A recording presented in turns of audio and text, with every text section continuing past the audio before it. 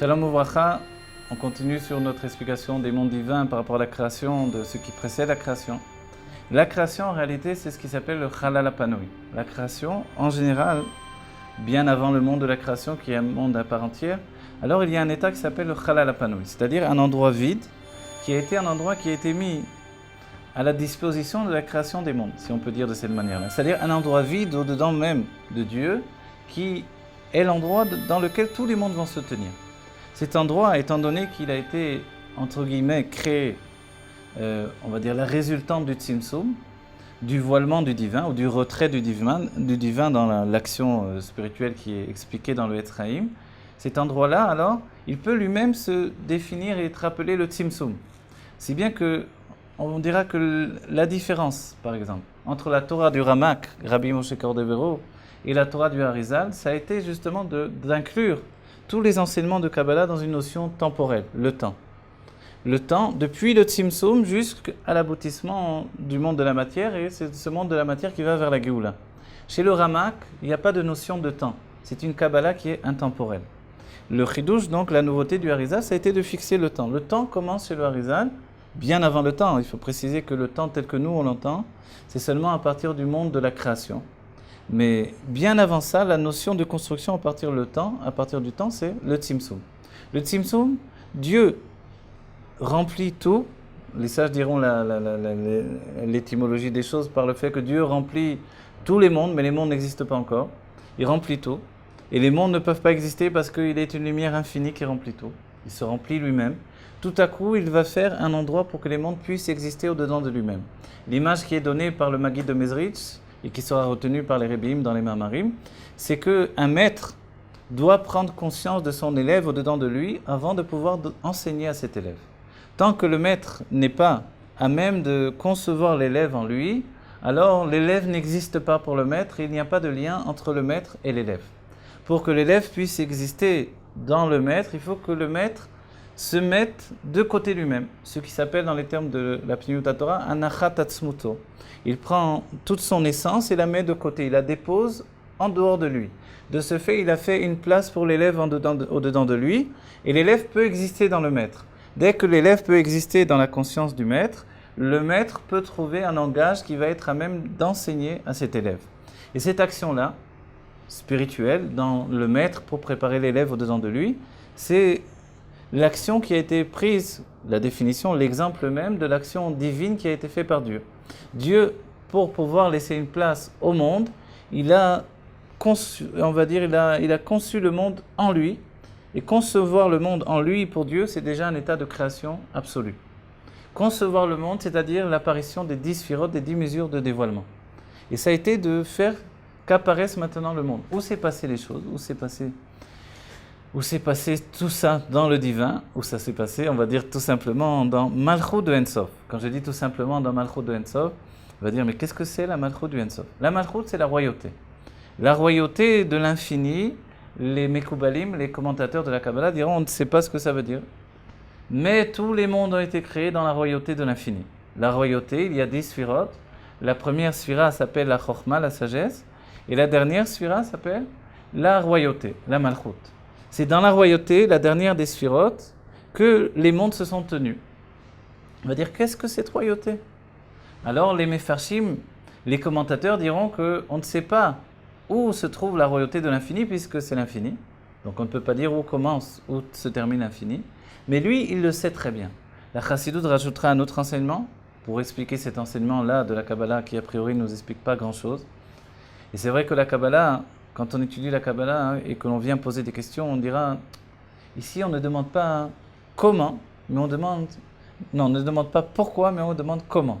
La différence entre le comment et le pourquoi, alors, c'est exactement la différence entre la Chassidoute et la Kabbalah. La Chassidoute, elle viendra nous expliquer le pourquoi des choses. La Kabbalah expliquera le comment des choses. La Kabbalah nous fournira les réceptacles de compréhension, c'est-à-dire les réceptacles qui sont les sphirotes des mondes divins, mais ces réceptacles ne sont pas compris de par elles-mêmes.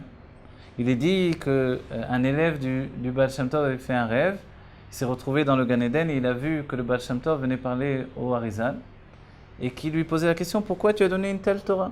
Une Torah qui finalement ne va pas au bout de l'explication. Elle nous donne l'exemple, mais elle n'explique pas l'exemple.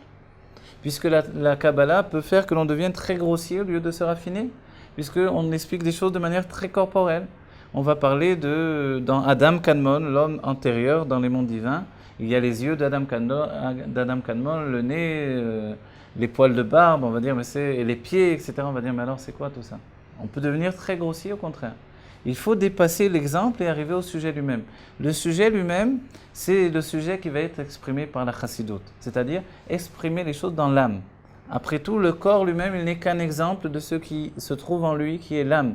Lorsque je parle avec une personne, je ne veux pas parler avec le corps, je veux parler avec l'âme de la personne. Et c'est une erreur du corps de nous laisser penser qu'on peut aimer l'autre pour le corps. Quand on voit que le monde entier court après l'univers des femmes, l'univers de la séduction, l'univers du corps, c'est le monde entier vu par le filtre du corps. Mais tel qu'il est, le monde entier vu par le filtre de l'âme, en fait, je n'aime pas une femme parce que j'aime son corps, j'aime une femme parce que j'aime son âme. Quand je parle avec une personne, même si j'aime son corps comme un père peut aimer le corps de son enfant, j'aime ce corps-là parce qu'il est habité par une âme. Dans la Géoula, après la résurrection des morts, après Triat Hametim, on verra l'apparition d'un corps qui peut être aimé comme on aime une âme. Et aujourd'hui, par la chassidoute, on peut commencer à aimer le corps de l'autre juif. On l'aime et on prendra soin du corps de l'autre juif. Il faut prendre soin des besoins matériels de l'autre juif et ensuite, on peut prendre soin de son âme. Alors, l'enseignement qui a été donné par ce rêve-là, par cette histoire-là, c'est que le Baal Shem Tov a demandé donc au Harizal, pourquoi tu as dévoilé une telle Torah? Une Torah qui ne s'explique pas. Et le Harizal a répondu qu'il n'a pas eu le temps. S'il avait eu plus de temps, il aurait expliqué également non seulement le Mashal, mais le Nimshal, l'explication qui vient ensuite. Et il faudra donc attendre la chassidoute pour avoir non seulement le réceptacle, mais la lumière qui vient s'habiller dans le réceptacle. Et la chassidoute nous dira que quand Dieu a fait un endroit pour que le monde puisse tenir, cet endroit-là, si l'on dit qu'il a été fait dans ce qui s'appelle Malchut de Ensof, dans la royauté de l'infini, cet endroit-là, il n'est pas un endroit comme on l'entend, nous, et que la royauté de l'infini qu'on ne peut pas comprendre parce que c'est une mesure d'infini, la chassidoute expliquera que la royauté, la Malchut, c'est toujours le dévoilement. Tout simplement en disant la royauté de l'infini, on explique que Dieu a créé le monde dans un état de dévoilement. Malchut, ça correspond à la parole, à l'action, ça correspond au dévoilement. C'est dans l'état de dévoilement que Dieu a créé le monde. Si bien que dans le monde, tout vise la finalité du dévoilement. Il faut aller vers le dévoilement. Et nous-mêmes, on doit bien comprendre, puisque nous arrivons dans un monde qui fonctionne par la parole, par l'action, on doit comprendre que ce monde est là pour que nous puissions nous dévoiler. On demande à chacun d'entre nous aujourd'hui, par le biais de la chassidoute Chabad, une chassidoute qui s'explique dans l'intellect, on demande à chacun d'entre nous d'accéder au dévoilement de sa personnalité. C'est une Torah très psychologique qui utilise une psychologie divine, non pas une psychologie humaine, et qui nous pousse à s'affirmer, qui nous pousse, chacun d'entre nous, on doit s'affirmer dans le dévoilement de notre personnalité, mais non pas le faire uniquement de manière humaine, objective, mais enfermée dans un carcan de la vision du monde matériel, mais également par le biais d'une conscience immatérielle totalement, la conscience de l'infini. Et c'est là où on comprend que Dieu a dû faire la démarche inverse. Pour amener le monde vers l'existence, il a dû accéder à la limitation. Et tout le chidouche, la nouveauté même de l'existence, c'est l'accès à la limite. Avant la création, il n'y a pas de limite. Par la création, on accède à un monde limité.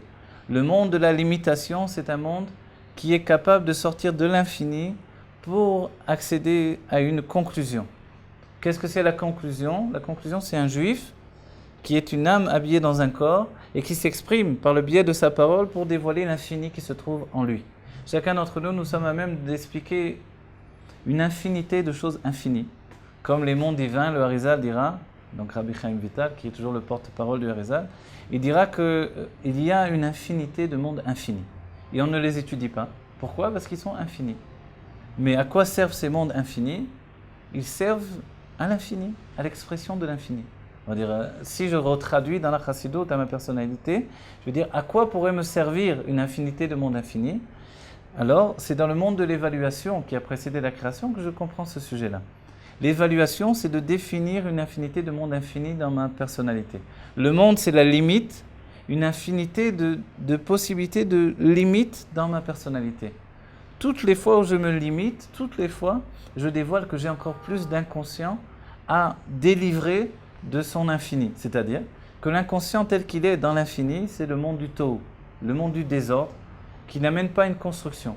L'inconscient tel qu'il est structuré, alors cet inconscient structuré, il devient le monde de Hatzilut, le monde de l'émanation. Chacun d'entre nous, on doit aboutir à un monde de vérité absolue qui s'appelle le monde de l'émanation. Et c'est pour ce monde de l'émanation que tout a été créé, afin que dans l'ordre établi dans le monde de l'émanation, on puisse aboutir au dernier des mondes, le monde de Asiya, où par l'expression qui vise justement à l'expression des mondes divins, on puisse aboutir à notre infini, mais un infini structuré dans la structure des mondes divins. Voilà, que vite, vite, vite, on arrive à cette Géoula que l'on attend tellement, qui sera le fait du dévoilement de l'infini que nous portons en nous, qui est enfin dévoilé pour chacun d'entre nous au quotidien, aujourd'hui même.